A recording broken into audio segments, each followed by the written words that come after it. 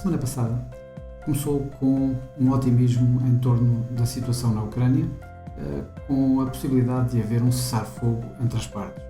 Tal não se revelou de facto assim, mas os mercados levaram isso bastante a peito e começaram de imediato a proceder em conformidade. Ou seja, por exemplo, os treasuries norte-americanos foram vendidos fortemente, levando as yields a novos máximos. O mesmo aconteceu com o mercado europeu, com as bonds, inclusive com as yields, com as obrigações inglesas e, curiosamente, inclusive com as japonesas, que levou o Banco do Japão a intervir de forma a comprar o que fosse preciso para controlar a taxa de juros a 10 anos, em que eles colocaram o zero como referência e depois uma banda de 0,25%. A venda foi de tal forma forte nas obrigações japonesas que o Banco Central japonês, o Banco do Japão, teve mesmo de intervir para comprar fosse aquilo que fosse necessário para que as obrigações não caíssem mais e, portanto, as yields não continuassem a subir. Por outro lado, obviamente que isto tudo deu origem a mais inflação e isso espelhou-se, por exemplo, obviamente que este número não espelha exatamente o que aconteceu esta semana, de qualquer forma ajudou ao sentimento geral do mercado e a inflação saiu, por exemplo, a 7,5% na zona do euro, está em máximos de sempre. Na Alemanha também teve um número de 7,8%, ou seja, máximos que não eram atingidos desde abril de 1974, portanto estamos a falar há 48 anos. Em Espanha foi a leitura mais alta na Europa, na zona do euro, em que teve 9,8% de inflação do mês passado. Portanto, tudo isto a acrescentar, digamos, a toda a pressão inflacionista que os bancos centrais têm vindo a receber de forma a normalizarem a sua política monetária. Nos Estados Unidos, de qualquer das formas, o foco principal do mercado estava nos non-farm payrolls, nos dados do mercado de trabalho. Estes dados do mercado de trabalho acabaram por sair bastante bons, 431 mil novos postos de trabalho. O consenso apontava por aí, 450 a 480 mil. Atenção, houve 431 mil novos postos de trabalho criados no mês de março, mas houve uma revisão nos números anteriores e colocaram mais 95 mil postos de trabalho aqui em cima disto, ou seja, estamos a falar de praticamente mais de meio milhão na realidade, o que, uma vez mais, está a aquecer a inflação nos Estados Unidos. Em cima disso tudo, antes tínhamos tido as vagas de emprego e que as vagas de emprego já mostram que há 1,8 por cada desempregado, ou seja, para cada pessoa que está inscrita no desemprego nos Estados Unidos, há 1,8 postos de trabalho. Ou seja, continua a haver dificuldade por parte das empresas de arranjar pessoal qualificado naquele que for necessário e por isso faz com que os salários continuem a subir e, portanto, a aumentar ainda mais a inflação.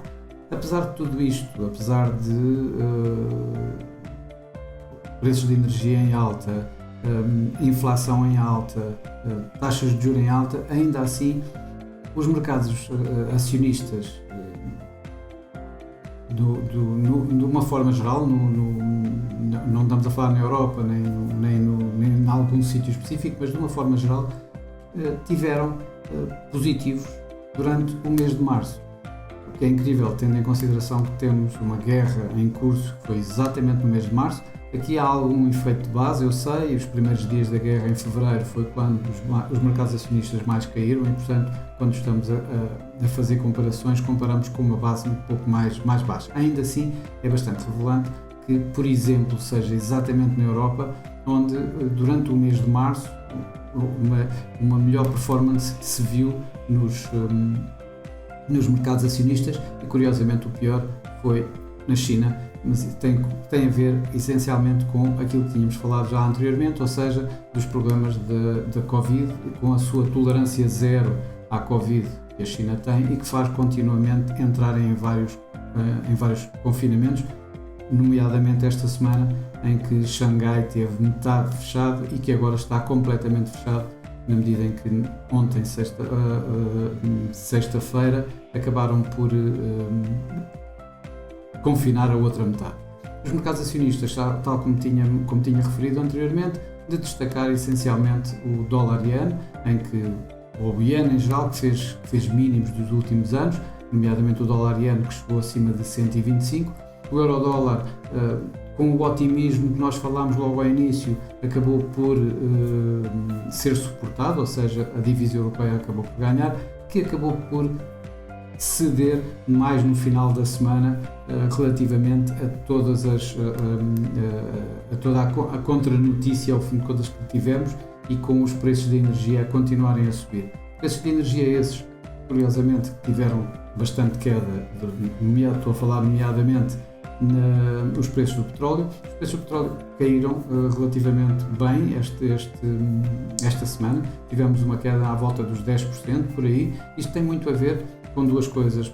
Primeiro, obviamente que há muita volatilidade no mercado neste momento, e depois dos ganhos tidos nas últimas semanas, havia a possibilidade sempre de haver uma pequena correção. Mais do que isso, o confinamento na China fez bastante pressão sobre a possibilidade de haver uma ruptura na própria procura, ou seja, a procura a cair. Estamos a falar do maior consumidor do mundo. Por outro lado, tivemos a reunião da OPEP, não adiantou nem atrasou muito, na medida em que fizeram aquilo que toda a gente estava à espera, ou seja, alinharam aquilo que já tinham concordado anteriormente, e estamos a falar de mais 430 mil barris por dia durante o mês de maio, na tal normalização que eles vêm a fazer há um ano. De facto, a atingir o mercado foi a surpresa dada por Joe Biden, que o presidente norte-americano libertou 180 milhões de barris de petróleo da sua reserva estratégica, à razão de sensivelmente 1 milhão de barris por dia, ou seja, durante 6 meses vai colocar 1 milhão de barris por dia no mercado. Isso fez de imediato a primeira reação, efetivamente esta que nós vemos aqui, ou seja, uma queda nos preços do petróleo. Para a semana, o que é que nós vamos ter? Vamos continuar a ter a guerra, obviamente, infelizmente, mas que neste momento está num limbo onde não sabemos exatamente como é que ela se vai desenvolver. Os russos parece que recuaram um pouco, mas por outro lado vão atacar mais em força Donbass. Como é que vamos ter estas reações? A seu tempo iremos ver. O que é que também temos? Temos nos bancos centrais o Banco Central Australiano, que não deve para já mudar algo da sua política monetária e manter neste momento a situação exatamente como está. No Canadá apontava como destaque os números do mercado de trabalho do Canadá, que devem continuar a mostrar números sólidos e que vão fazer certamente com que o Banco do Canadá vá se tornar ainda mais agressivo na sua subida de taxas de juros. Não há muito mais a dizer em termos de dados macroeconómicos para a semana, e aí vamos ter uma semana relativamente calma. O mesmo já não se pode dizer do mercado de energia, que vai continuar quente. A situação de Putin continuar a querer o pagamento em rublos está bastante confuso, e isso vai continuar a dar alguma volatilidade ao mercado. O gás natural holandês, que é a referência para a Europa, terminou a semana em máximos. Vamos ver o que é que vai acontecer para a semana. De relevo, de facto, para a semana temos as minutas, curiosamente, as minutas do Banco Central Europeu e as minutas da Reserva Federal Norte-Americana, em que aí sim os mercados vão estar bastante atentos e verificar se existe, se conseguem descobrir o ritmo a que, nomeadamente o FED e o BCE, obviamente, a que vão subir taxas de juros. Vai ser um exercício bastante complicado, na medida em que, para já, os mercados estão todos à espera de fortes subidas de taxa de juros. No mercado, na Europa, já se pensa numa subida de 75 pontos base até ao final do ano. parece-me um pouco esticado em termos de mercado. Se isso for contrariado, poderemos ter, por exemplo, o euro-dólar a recuar bastante. Esta expectativa de 75 pontos base tem vindo a suportar bastante aqui o euro-dólar, aqui à volta dos 1,10. Por outro lado, no Fed, o mercado está bastante convencido de que vai haver 50 pontos base no próximo mês de maio, na próxima reunião em maio, mas mais do que isso, já se fala em maio e junho pelo menos 50 pontos base e, portanto, pelo menos 2,5% até ao final do ano. Aqui, provavelmente, da forma como, pelo menos os elementos da FOMC que parecem estar tão agressivamente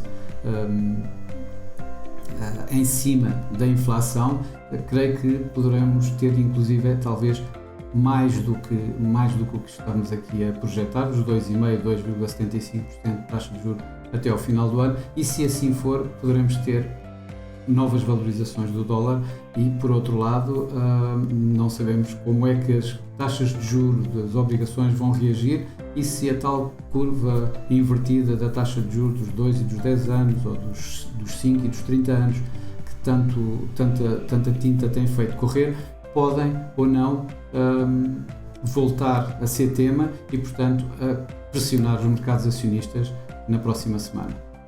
A contar ainda para a equação, temos a situação de Covid que não está perfeitamente concluída, nem pouco mais ou menos, com os confinamentos na China, e se tal se agravar, vai contribuir também para, digamos, um arrefecimento do crescimento económico global, e isso vai ter repercussões, obviamente, em todos os mercados, e nomeadamente o mercado acionista também. Para já é tudo, voltamos para a semana. Bons trades e até para a semana.